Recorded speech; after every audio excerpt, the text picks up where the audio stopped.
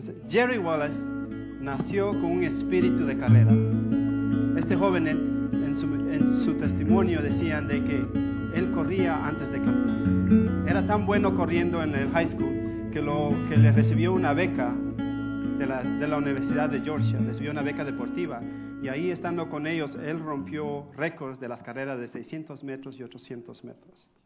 Con el tiempo, los Juegos Olímpicos se convirtieron en su objetivo, en su sueño. De hecho, un sueño que pensó que Dios se lo había dado.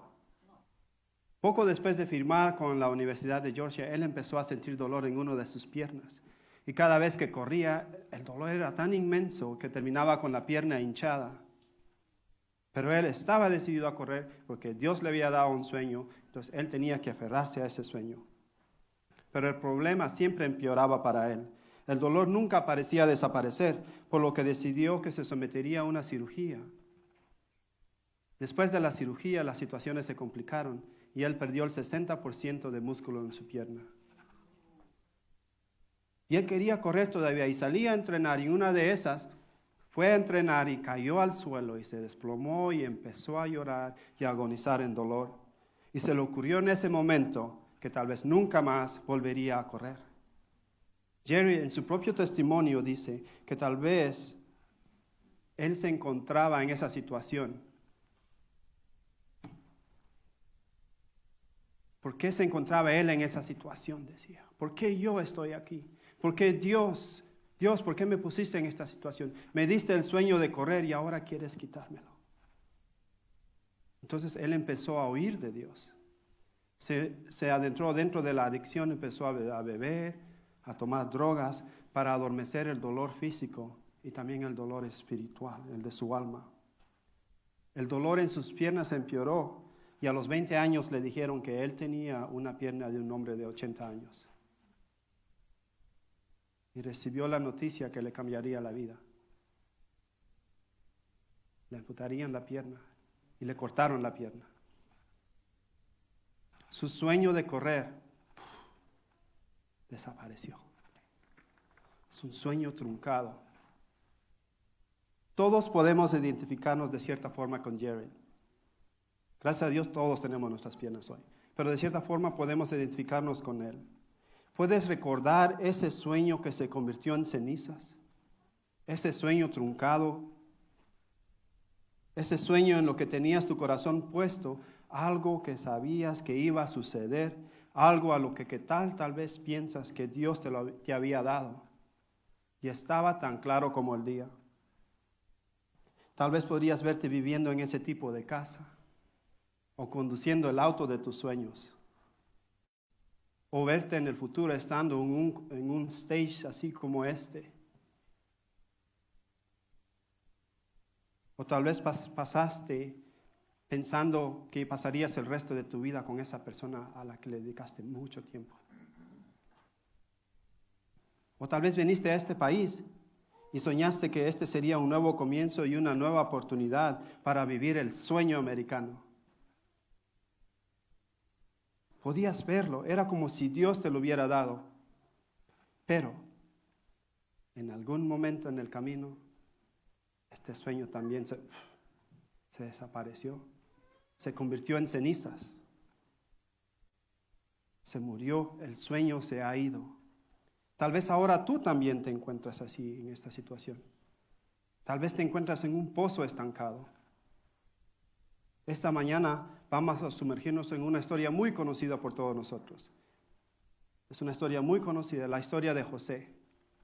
Va a ser como un domingo dominical de niños. Yo recuerdo esto, verlo en la sala de niños y estaban los videos de cómo José tenía su chaqueta de colores y todo eso. Pero hoy vamos a ver esta historia para ver qué sabiduría nos puede traer a nuestro viaje espiritual. Vamos a hacer un rápido repaso de su vida y ver lo que Dios podría estar queriendo decirnos esta mañana. Si tienes tu Biblia o lo sigues leyendo en la pantalla, vámonos a Génesis 37:3. Y dice, Jacobo amaba a José más que a sus otros hijos, porque le había nacido en su vejez. Por eso, un día Jacob mandó hacer un regalo especial para José, una hermosa túnica. Pero sus hermanos lo odiaban porque su padre lo amaba más que ellos. No dirigían ni una sola palabra amable hacia José. Una noche José tuvo un sueño y cuando se lo contó a sus hermanos lo odiaron más que nunca. Escuchen esto, les dijo José. Resulta que estábamos en el campo atando gavillas de grano. De repente, mi gavilla se levantó y las gavillas de ustedes se juntaron alrededor de la mía y se inclinaron ante ella. Sus hermanos le dijeron, ¿así que crees que serás nuestro rey, verdad? ¿No es eso, verdad? ¿De veras piensas que reinarás sobre nosotros? Así que lo odiaron aún más debido a sus sueños y a la forma en que los contaba. Lo que podemos decir es que los sueños que están en la Biblia, en el Antiguo Testamento, no son como nuestros sueños de hoy, como los que acaba de decir de la casa, de jubilarnos, de tener dinero. Cuando nosotros pensamos en tener un sueño, lo asociamos con esas cosas. Pero los sueños en la Biblia están asociados con la revelación divina, generalmente sobre el futuro. Dios le dio una palabra divina a José acerca de estar en una posición de liderazgo sobre su familia y su pueblo. A José se le da autoridad sobre su familia a través de una profecía, pero todavía era un adolescente y todavía no sabía cómo manejar esa autoridad. Y cuando le contó a su familia sobre este sueño, sus hermanos lo odiaron más. Nadie le hacía caso a este jovencito de 17 años, mucho menos sus hermanos. Creo que los únicos seres que tal vez le hicieron caso en esa temporada de su vida eran sus ovejas. Pues espero que las ovejas también hagan caso porque son algo tercas, dicen. A veces Dios nos da autoridad, pero aún necesitamos desarrollar nuestro carácter para manejar bien esa autoridad. Cuando Kim y yo nos casamos, hace 13 años, yo me convertí en papá, instantáneamente en papá de 3 jóvenes, de 10 a 14 años. Yo era el hombre de la casa, pero no sabía cómo manejar esa autoridad. No tenía ni idea de cómo criar a mis hijos. Realmente no tenía idea. La camisa me quedaba muy grande. Yo tenía mucho que aprender. Me faltaba paciencia, me faltaba humildad y sabiduría. No entendía nada sobre amor sacrificial. Tenía autoridad, sí, pero no era lo suficientemente maduro para manejarlo. Un poco como José en esta temporada. Entonces me imagino a José que se levantó de su sueño, despertó y dijo, sí, yes, ya no seré el hermano pequeño. Estos hermanos míos ya no me van a hacer bullying. Ahora ellos van a tener que postrarse ante mí. Ajá, eso es lo mejor que le hubiera pasado a la vida de él. Entonces se lo va a contar, me imagino que de esta forma. Y sus hermanos, tú estás loco. Y José, me imagino que, no sé qué pasa por la mente de José, pero si tal vez se pone a punto a imaginar cómo sería su vida, no sé. Pero si estás a punto de coronar a José, no lo hagas. Permíteme hacer una aguafiesta para ti. No lo hagas porque los próximos 20 años de su vida, de la vida de José, van a ser cualquier cosa menos fácil. Y lo que estamos a punto de adentrarnos esta mañana, toma 20 años y 10 capítulos en el libro de Génesis. A José se le da autoridad cuando es adolescente, pero le tomará 20 años de humillación y eso lo convertirá en un hombre que realmente pueda ejercer ese poder de una manera piadosa.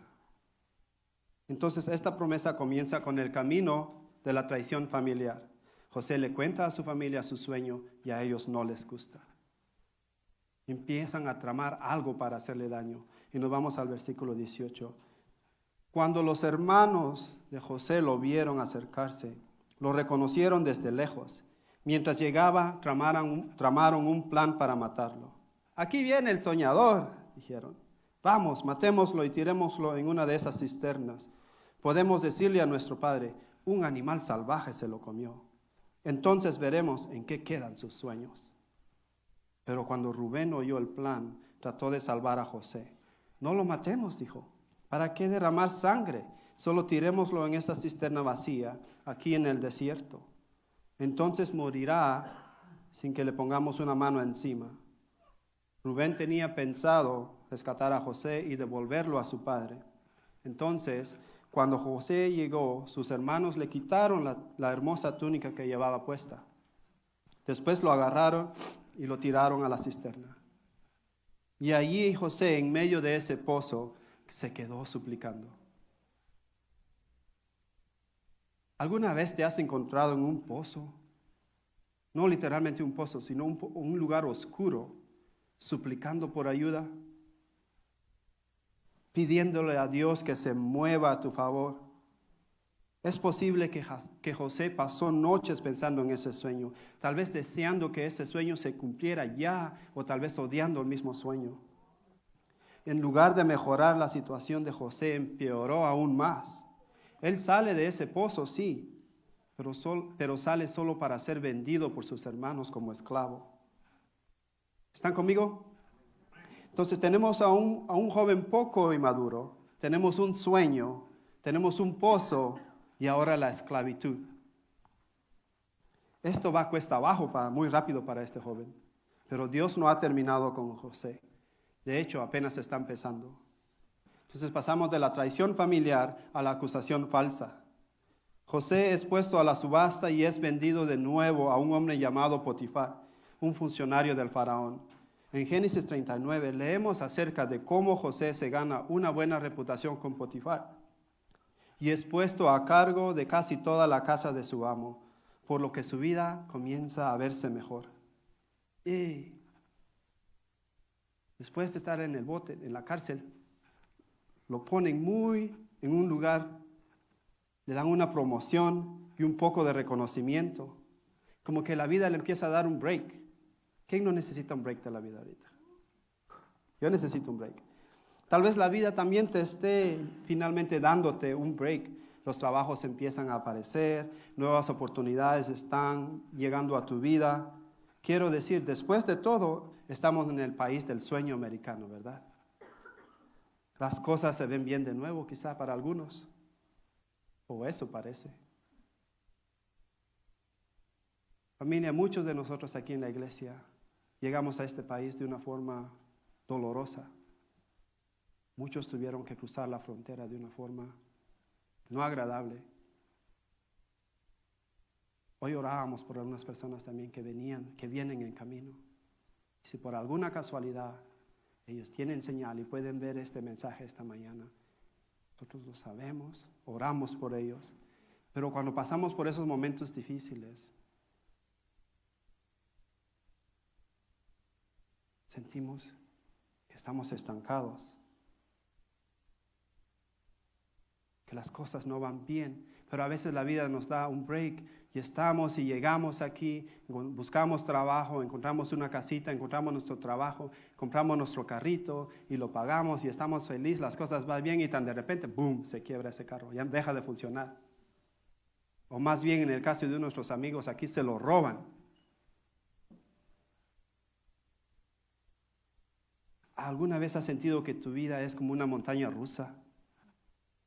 Finalmente sales de una situación y luego viene algo aún peor. Definitivamente puedo decirles que José sabe exactamente lo que nosotros podemos vivir. Potifar no es el único al que le agrada a José. A la esposa de Potifar también le gusta a José y trata de seducirlo. Me imagino a José diciendo, "Are you kidding me? Tengo un break en la vida y ahora ella me está seduciendo. ¿Qué? ¿Cómo salgo de esta situación?" Esto definitivamente va a salir mal para José. Si él dice sí, igual mal. Si él dice no, igual va a ir mal. Entonces, ¿qué dice? Patitas, ¿para qué te quiero? Y sale corriendo. Y después de decir no al adulterio, la esposa de Potifar le dijo a su esposo que José la había atacado. Y pues claro, el patrón se enojó y puso a José en el bote, en la cárcel. En la cárcel. En un abrir y cerrar de ojos, José ha pasado de ser bendecido a estar tras las rejas. Pasa de la traición familiar, llega al pozo, a ser esclavo, a ser ascendido, a la falsa acusación. Ahora va a la prisión y en la prisión va a ser olvidado. Tal vez tú no fuiste vendido o esclavo o encarcelado, pero tal vez tu vida también se ha sentido como una montaña rusa. Entonces, después de que la señora le dice al patrón que José la atacó, él responde de esta manera. Entonces agarró a José, en Génesis 39:20. Entonces agarró a José y lo metió en la cárcel donde estaban los presos del rey. José quedó ahí, Pero el Señor estaba con José en la cárcel y le mostró su fiel amor. El Señor hizo que José fuera el preferido del encargado de la cárcel. Poco después el director puso a José a cargo de los demás presos y todo lo que ocurría en la cárcel. El Señor estaba con él y lo prosperaba en todo lo que hacía. Incluso en el punto más bajo de José, en una prisión real, Dios estaba con José. Cuando estás en tu punto más bajo, querida familia, puede ser difícil ver que Dios está cerca. Puede ser difícil ver que Dios está de tu lado, que Dios puede bendecirte en la oscuridad, incluso en tu sufrimiento. ¿Verdad? A veces es difícil sentir la presencia del Señor. Puedes pensar en un momento de tu vida que haya sido difícil. Literalmente, puedes pensar en un momento en tu vida donde las cosas estaban bien oscuras y que no sabías cómo solucionarla. Y más sin embargo, Dios estuvo cerca. Amén. Amén. Piensa por un segundo, ¿cómo se te mostró Dios en la oscuridad?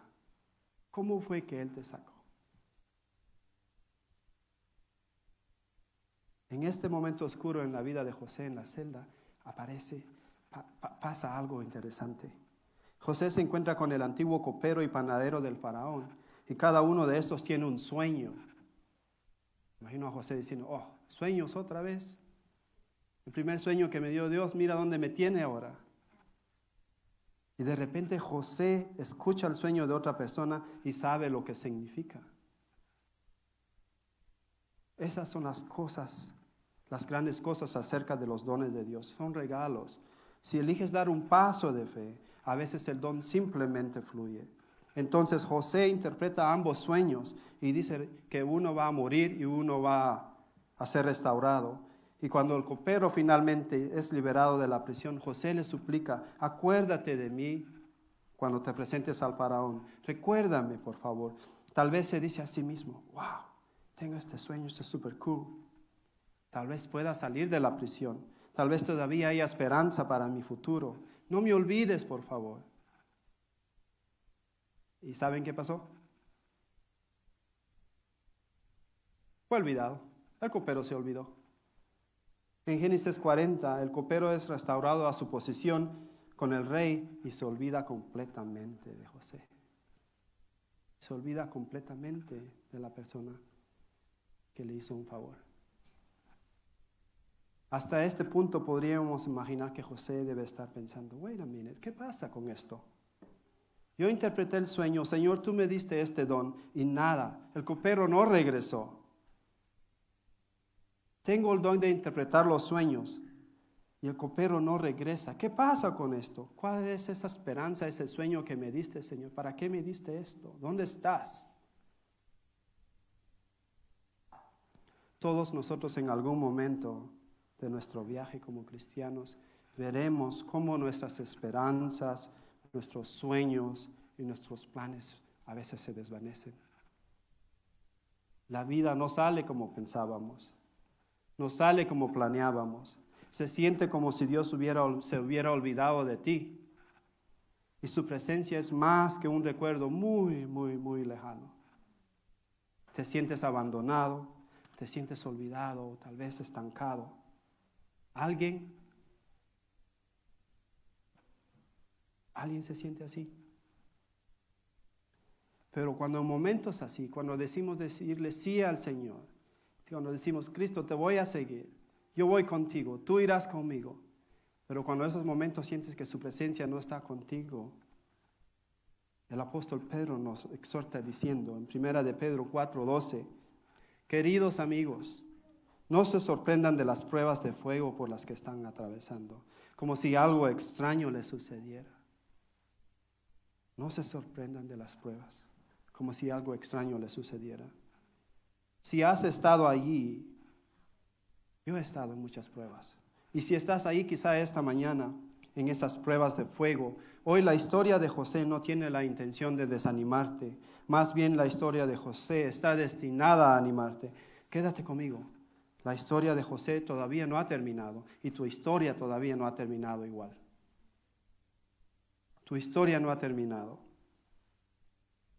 Continuemos. 2 años después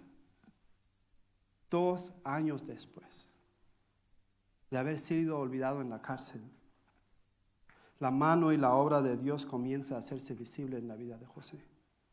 Faraón tiene un sueño que lo atormenta por mucho tiempo y exige que alguien le interprete ese sueño, y no hay nadie en el reino que pueda hacerlo. Finalmente alguien se acuerda de alguien. Finalmente el copero se acuerda de José y llama a José a la cárcel, y José interpreta el sueño para el faraón. Y esta vez algo bueno empieza finalmente a suceder en la vida de José. Vamos a Génesis 41. Las sugerencias de José fueron bien recibidas por el faraón y sus funcionarios. Entonces el faraón preguntó a sus funcionarios: ¿acaso encontraremos a alguien como este hombre, tan claramente lleno del Espíritu de Dios? Así que el faraón dijo a José: como Dios te ha revelado el significado de los sueños a ti, es obvio que no hay nadie más sabio e inteligente que tú. Quedarás a cargo de mi palacio y toda mi gente recibirá órdenes de ti. Solo yo, sentado en mi trono, tendré un rango superior al tuyo. El faraón le dijo a José: yo aquí en persona te pongo a cargo de toda la tierra de Egipto. Luego el faraón se quitó de la mano el anillo con su sello oficial y lo puso en el dedo de José. Lo vistió con ropas de lino de la mejor calidad y le puso un collar de oro. ¡Wow! ¿Están conmigo? Está interesante la historia, ¿verdad? Hemos pasado de la visión de José, del sueño, a la traición familiar, a estar en el pozo, a ser vendido, a ser ascendido en la casa de Potifar, a la cárcel, a ser olvidado, y ahora casi dueño de todo Egipto. ¡Wow! Eso está de película. Eso es como una historia de Cenicienta. El joven abandonado asciende al segundo a ser vicepresidente de Egipto. Fin. Gran historia. Nos vamos y José lo logró. Pero no, la historia no termina aún. Ese no es el final de la historia. ¿Lo ves? Cuando Dios hace algo para nuestra vida, cuando Dios tiene una visión para nuestra vida, hay cosas que nosotros no podemos ver. Él tiene una visión muy grande para nosotros y nosotros no logramos verlo completamente.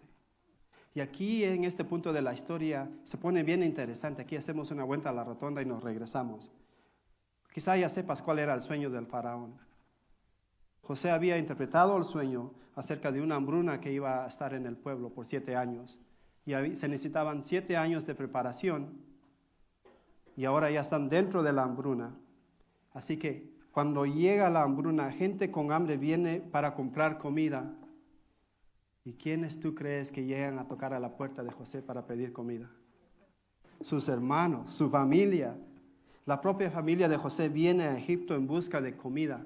20 años después, más de 20 años. Los hermanos de José, claro, todavía no tenían idea de que ese poderoso gobernante era la persona que ellos vendieron como esclavo.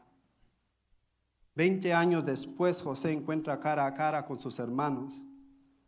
20 años después, el sueño del adolescente se hace realidad. José está en una posición de poder y sus hermanos vienen ante él inclinándose, pidiéndole comida. Los enemigos de José vienen a él postrándose, suplicando por comida. ¡Wow! Esta sí es una historia muy buena. La historia de José tiene todo tipo de altibajos, con giros y vueltas y drama, y todo conduce a este momento. ¿Cómo responde José? ¿Cómo responde José a sus enemigos? En Génesis 50:19 dice José: pero José les respondió: no me tengan miedo, ¿acaso soy Dios para castigarlos? Ustedes se propusieron hacerme mal, pero Dios dispuso todo para bien. Él me puso en este cargo para que yo pudiera salvar a la vida de muchas personas. No tengan miedo, yo seguiré cuidando de ustedes y de sus hijos. Así que hablándoles con ternura y bondad, los reconfortó. Respondió con amor. José eligió el amor sobre la amargura. Eligió la restauración en lugar de decir, yo tengo razón. Entonces, ¿cómo respondes tú a tus enemigos? ¿Cómo respondes tú a tus enemigos? ¿Cómo respondió Jesús a sus enemigos? Jesús demostró la voluntad de sacrificar su comodidad personal, su seguridad e incluso la vida misma a beneficio de los demás. Jesús es visto como el máximo ejemplo de amor sacrificial, ya que voluntariamente dio su vida en la cruz por la salvación de la humanidad, por tu salvación, por mi salvación. Amén. Lo creemos, Él dio su vida por nosotros. Entonces, ¿cómo tú tratas a tus enemigos entonces? ¿Cómo tú tratas a tus enemigos? ¿Qué harías tú en la posición de José? La Biblia nos anima a nosotros creyentes a emular este amor sacrificial en nuestras propias vidas, mostrando compasión, bondad, generosidad hacia los demás, incluso frente a aquellos que nos ofenden.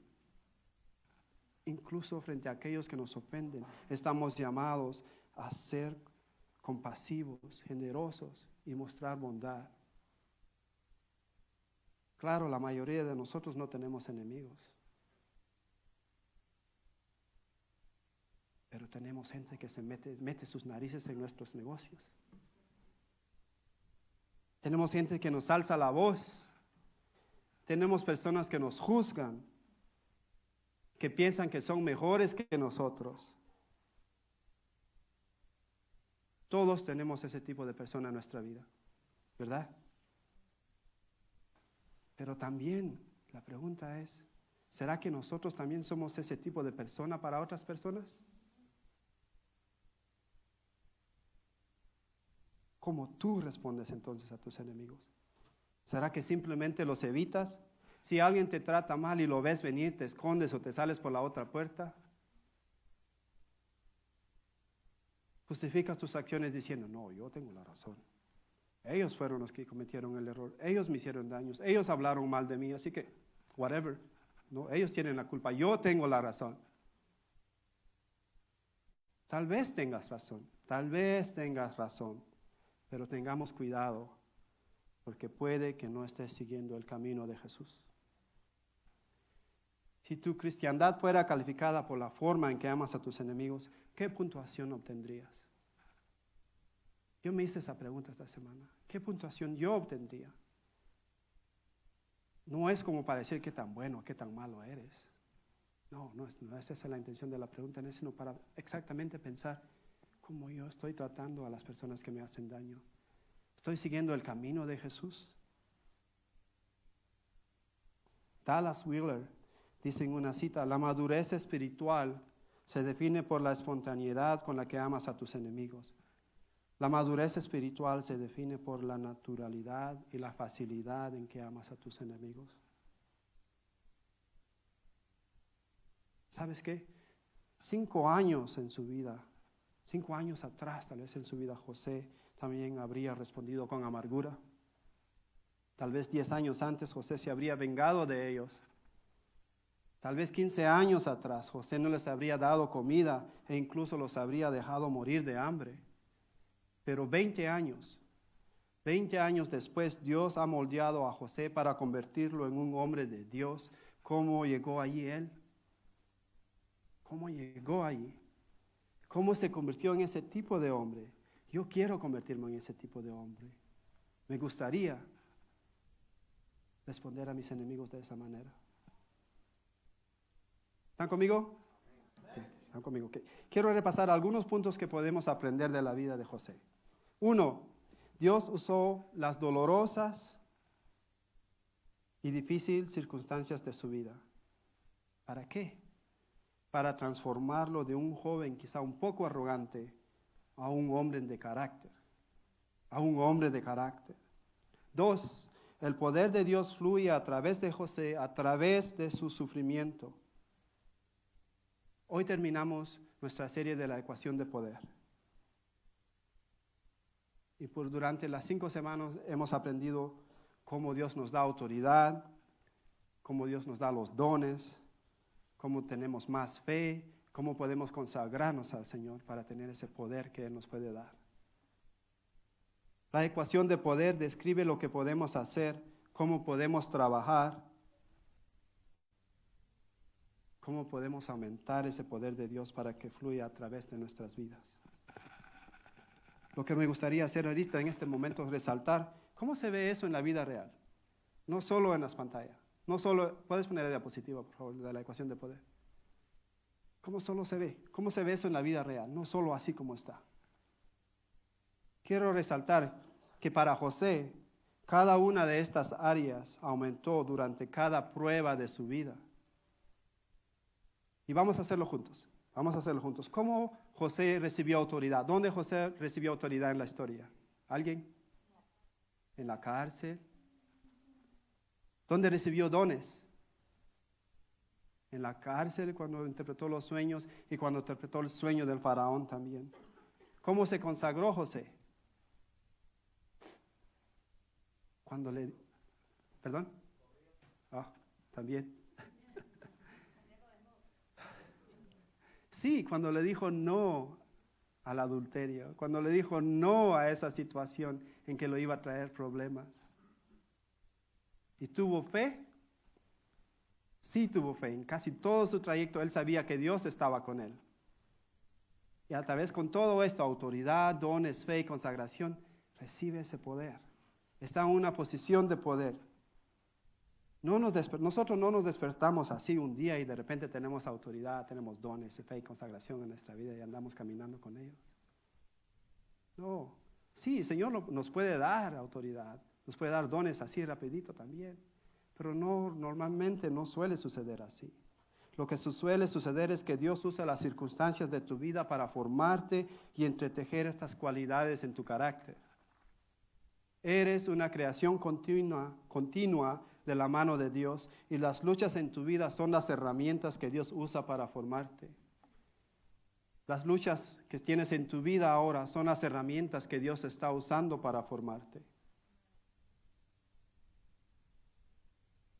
Entonces, cuando pasa por pruebas, puedes culpar a todos los demás, puedes hacer berrinche y patalear que toda la vida no va como tú quieres.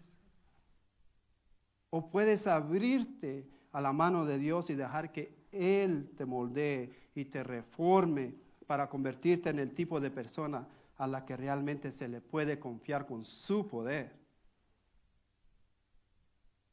3. José aprendió que el poder más grande se encuentra en el amor sacrificial. En el momento en que José realmente alcanzó su posición de poder, Dios ya lo había moldeado en un hombre que sabía que el poder más grande de la tierra se encuentra en el amor sacrificial.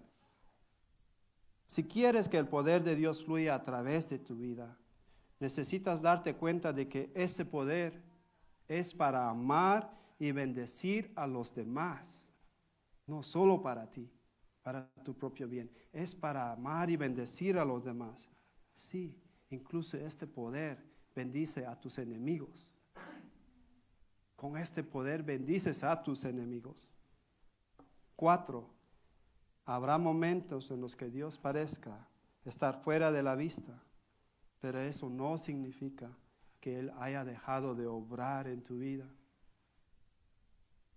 Eso no significa que Él haya dejado de obrar en tu vida, aunque a veces yo reconozco que es difícil pensar que Dios está en mi vida cuando estoy sufriendo. Después de todo, dicho y hecho, 20 años después, José puede mirar hacia atrás y decir a sus hermanos, en Génesis 45:5 dice, pero no se inquieten ni se enojen con ustedes mismos por haberme vendido. Fue Dios que me envió a este lugar antes que ustedes a fin de preservarles la vida. Dios me envió delante de ustedes para preservar un pedazo en la tierra, para mantenerlos vivos. Y por eso no fue que ustedes me enviaron aquí, sino Dios. Dios me mandó a la cárcel. Dios me mandó a la subasta. Dios hizo de mi vida una montaña rusa. ¿Para qué? ¿Por qué? Porque me iba a llevar a algún lugar. Si sientes que tu vida ahora es como una montaña rusa, ahí vamos todos juntos, porque Dios nos va a llevar a algún lugar que nosotros no sabemos todavía. Nos va a llevar ahí. Pero José dice esto. ¿Por qué José dice esto? ¿Ves esa certeza, esa fe? Y que dice, él podía ver hacia atrás y decir, Dios estaba conmigo. Dios estaba en esto. No fueron ustedes, sino Dios.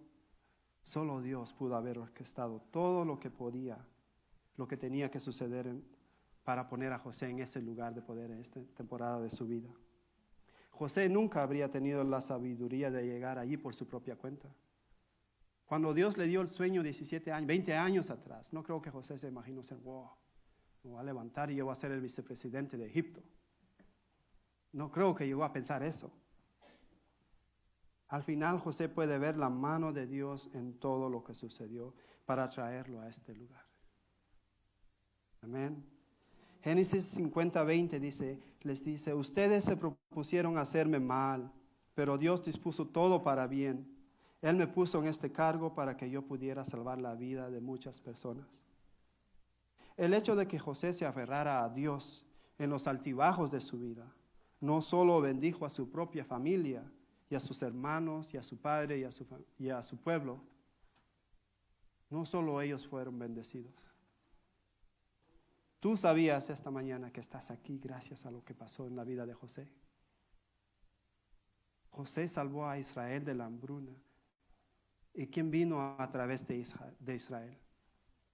Jesús vino a través de Israel. El Mesías vino a través de... Yo estoy literalmente aquí parado esta mañana. Tú estás sentado aquí en las sillas de la iglesia de la Viña. Tú estás viendo hoy en las redes sociales, hoy aquí. Gracias a lo que José hizo, a lo que Dios hizo en la vida de José. Por eso te animo, familia, cualesquiera que sean las dificultades que se nos presenten en esta vida, sepamos, hermanos, que Dios no permitirá que nada se desperdicie. Dios no permitirá que nada se desperdicie. No eres olvidado, no estás olvidada, no estás olvidado. Estás simplemente en la rueda del alfarero, estás en el carrito de la montaña rusa. Tú y yo estamos siendo formados de nuevo. Dios está usando nuestras pruebas, nuestro dolor, nuestras dificultades para prepararnos para el sueño que Él tiene para nosotros. Voy a repetirlo de nuevo, tal vez con más emoción. Tú y yo estamos siendo formados de nuevo. Dios está usando nuestras pruebas, nuestro dolor, nuestras dificultades para prepararnos para el sueño que Él tiene para nosotros. Amén. Amén. ¿Y qué pasó con Jared? El muchacho que le cortaron la pierna. Mientras la banda empieza a subir, les voy a contar qué pasó con él. ¿Qué pasó con sus sueños? 6 semanas después de amputarle la pierna, Jared finalmente caminaría sin dolor. Él comenzó a caminar de nuevo con una pierna prostética. Y de repente su sueño volvió a renacer y empezó a trotar con su nueva pierna. Pero no solo se limitaría a solo trotar. Jared cumplió su sueño. Dios usó las cenizas de su sueño para llevarlo a cumplir su sueño de otra forma. Sí llegó a los Juegos Olímpicos. Participó en los Juegos Paralímpicos de Londres en 2012, en el Río de Janeiro de 2016. Y no solo corrió, sino que quebró 4 marcas olímpicas. Ganó 3 campeonatos mundiales y 3 veces campeón paraolímpico con la pierna prostética que Dios le dio también. ¡Wow! Familia Viña, la invitación para nosotros hoy, esta mañana, es creer que Dios puede hacer muchas cosas en nuestra vida. Creer lo que aún no podemos ver. No solo en la vida, no solo creer lo que Dios hizo en la vida de José, no solo creer lo que Dios hizo en la vida de este joven, sino creer lo que Dios puede hacer en tu vida en este momento. ¿Qué crees que Dios podría estar haciendo en tu vida a través de tu prueba? Mientras entramos en nuestro momento de adoración, hazte tu pregunta. Señor, ¿qué quieres de mí en esta prueba? ¿Qué quieres enseñarme? ¿Por qué estoy pasando a través de esto? ¿Cómo yo puedo ver tu rostro, Señor? ¿Cómo yo puedo ver tu presencia aun cuando no estás aquí? Aun cuando no te siento aquí, Señor. ¿Qué podrías estar formando en mí?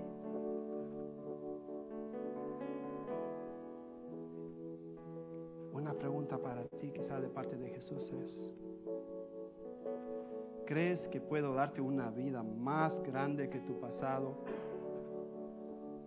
¿Crees que puedo darte una vida más grande que tu dolor? ¿Y puedo ponerte en el futuro que tengo para ti?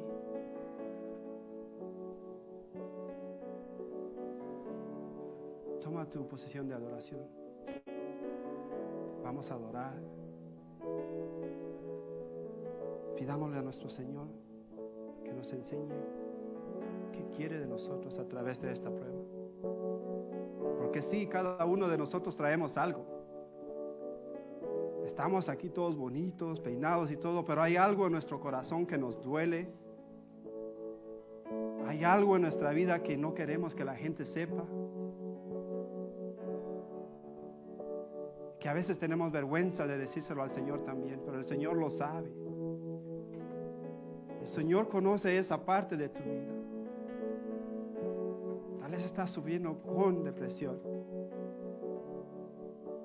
Tal vez te sientes solo, estancado en un pozo en este momento en tu vida y no sabes cómo salir. Y suplicas por ayuda.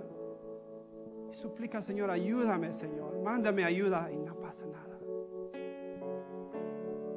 Tal vez llegaste a este país sufriendo por el desierto, creando una nueva imagen, un nuevo sueño de poder levantar a tu familia, y no pasa nada.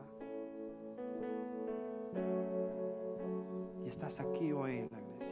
No es pura casualidad que hoy, el 28 de abril de 2024, tú estás en la iglesia y Dios te recuerda la historia de José. Sí la has escuchado muchas veces, pero hoy, ¿qué quiere el Señor decirte en medio de esta situación? Que si no tienes trabajo, ¿por qué, Señor? ¿Por qué yo no tengo trabajo en este momento?